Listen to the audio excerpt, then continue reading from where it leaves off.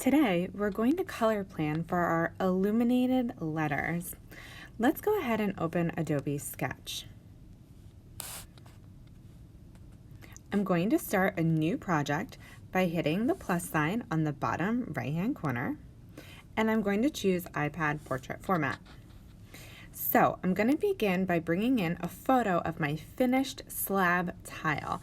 I'll go ahead and hit the plus sign on the right-hand side, and I'm going to grab an image layer.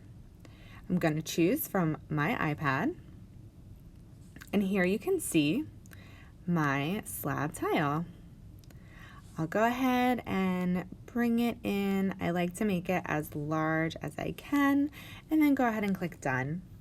I also have a illuminated manuscript page that I went ahead and saved to my camera roll. I thought this would be helpful when thinking about a color scheme. I want it to represent that bright vibrancy that we see in traditional illuminated manuscripts. So I'm going to go ahead and add that as well. I just went ahead and clicked and dragged my image layer below the sketch layer. And I'm going to go ahead and grab that example from my iPad. And I'm not going to keep it there. I'm going to delete it later. So I can just kind of tuck it in the corner. It does not have to, I don't have to worry if it's kind of like in the way. I'm just going to actually go ahead and put it over here just off to the side. And then I can minimize my whole image here. So I'm going to make sure that I am working on the sketch layer. And I'm going to go ahead and click that layer options and choose the blending mode of multiply.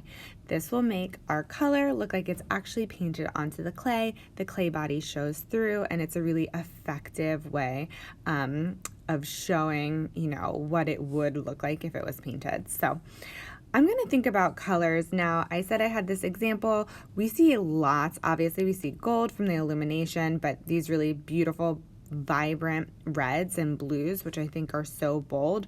We also see some green in the leaves around the sides. So I'm going to think about my design and how I want to reflect kind of this bright vibrancy. So I'm going to begin by grabbing my watercolor brush, and I'm going to choose some colors. So I think I might actually choose to start working with a green for my filigree. So I'm going to just reduce the size of my brush. I'm gonna reduce my flow a little bit. And so I'll zoom in here and I'll start to paint my filigree. With a lower flow, I can go over it multiple times. If I feel like it's really too transparent, I can increase the flow by clicking and dragging up. So you can just kind of play with how heavy you feel like the color is laying on top of your clay in the image. But I might begin here, and I know that I want the border to be a different color as well. So I'm going to be pretty careful to paint just on this raised area of my design. So that's really helpful too, that we have these high and low areas for painting. I can even go back and plan to paint inside the carved areas of the high clay as well for more details, which is something I think I might consider doing. So I'm gonna stick with kind of the green to be a little bit natural there. And then I know I want to bring some yellow in for my daisy centers. So I'll start to plan in different areas. I like to work around. So if I know that I'm going to be repeating the same color, just like I would if I was actually painting it, I would just move around my image here and continue to paint, to paint that color while I have it on hand. So I might think about bringing that color into other areas to unify the design. So I'm looking at my diamonds and I'm thinking, well, maybe I would do those, or maybe I would actually use this yellow, kind of almost as if it were gold, and complete my border with this color. So I'm going to test that out and see what I think. So we need to strike a balance between, having a color scheme and also having fun.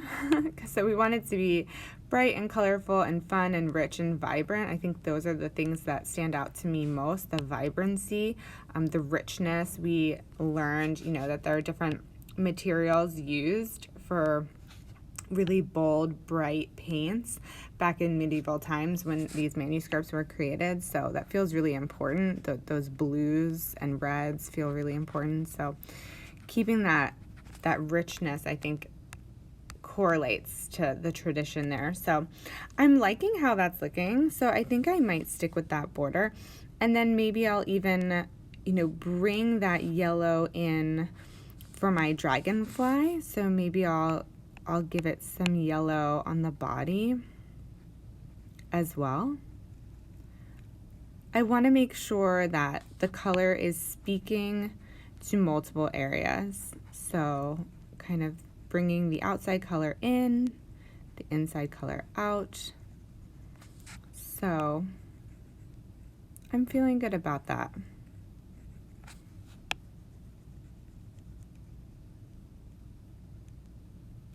Now, because I have this green and yellow, I think I'm gonna go really bold and grab a rich purple, which I'm excited about. So I think I'm gonna go ahead and give my D this rich purple color, which I just love.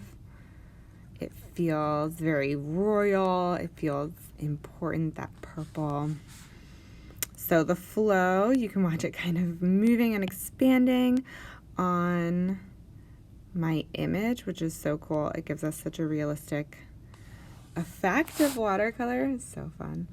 So I would carefully paint around here and move throughout my image until I have thoroughly and thoughtfully planned the color for this entire tile. So I want to make sure that nothing goes undone, that I'm really planning for each area, so when I'm ready to grab my watercolors, I have a thoughtful plan and I feel confident about it. And if I get partially through my plan and I'm not liking a color combination, this is the time to change it. So this way we have latitude to change our design before we commit to the actual painting of the clay, because we know that once we paint it, we're really kind of in a pickle if we want to make any changes. So I'm going to go ahead and continue to work throughout my design until my full color scheme and color plan is complete, and then I will save it to my camera roll.